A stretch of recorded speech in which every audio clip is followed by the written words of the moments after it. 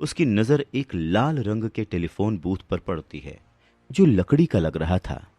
वीर हैरान होता है कि इतने हाईटेक लैब में यह पुराने जमाने का टेलीफोन बूथ क्या कर रहा है।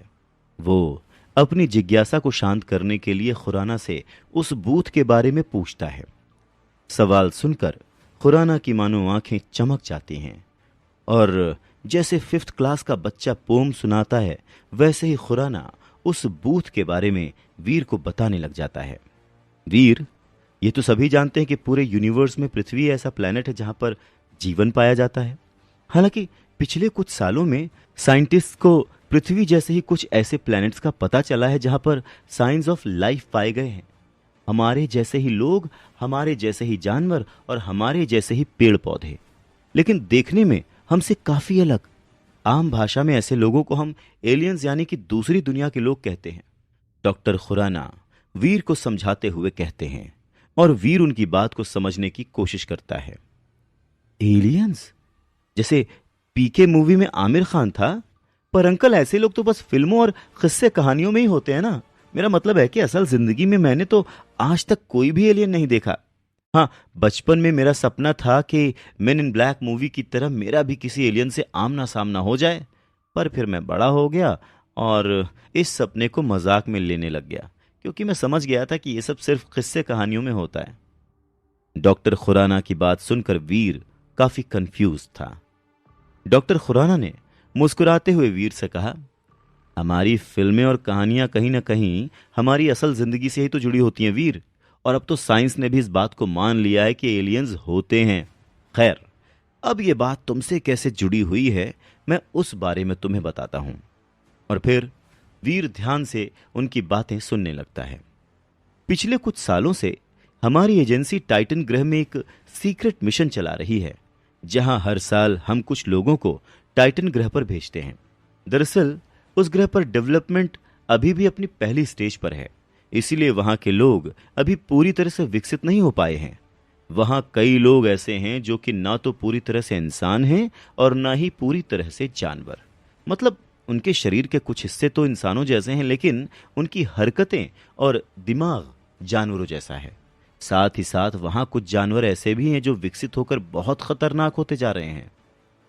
इस तरह के लोग और जानवर उस ग्रह के उन लोगों के लिए खतरा हैं जो पूरी तरह डेवलप हो चुके हैं और जिनकी इंटेलिजेंस भी हम जैसी ही है। लेकिन उन लोगों के साथ साथ ऐसे जानवर और लोग हमारी पृथ्वी के लिए भी खतरा बन सकते हैं। इसीलिए हर साल हम अपने प्लेनेट से कुछ लोग टाइटन ग्रह पर भेजते हैं, ताकि वो लोग हमारी पृथ्वी की तरफ बढ़ रहे खतरे को वहीं पर खत्म कर सकें।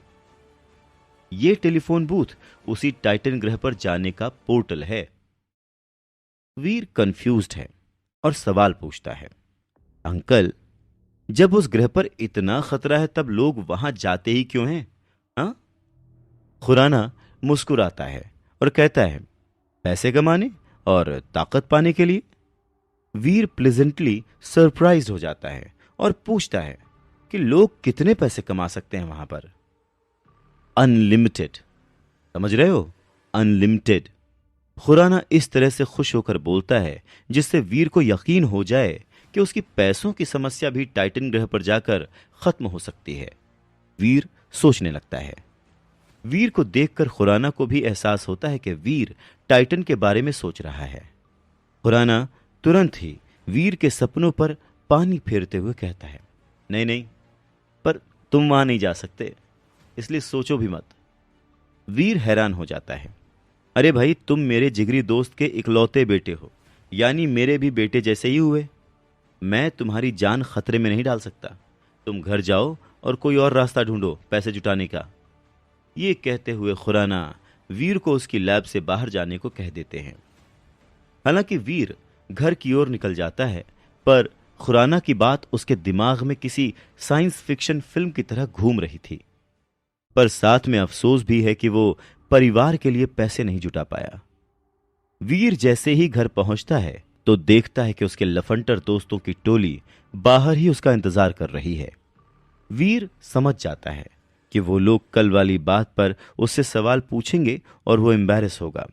इसीलिए जैसे ही वो दोस्तों से मिलता है, खुद ही सारी कहानी सुनाना शुरू कर देता है।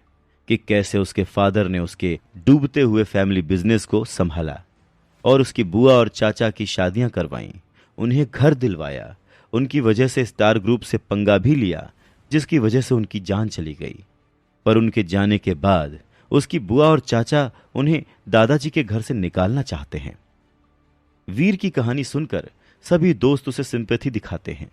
अभी अभी जवान हो रहे लड़कों के खून में कुछ ज्यादा ही उबाल होता है, पर दिमाग उतना ही कम होता है।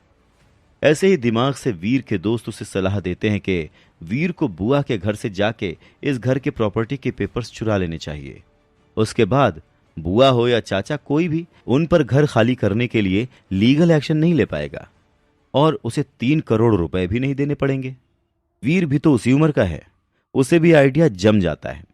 वो डिसाइड करता है कि कल रात वो बुआ के घर में कागज की चोरी करने जाएगा।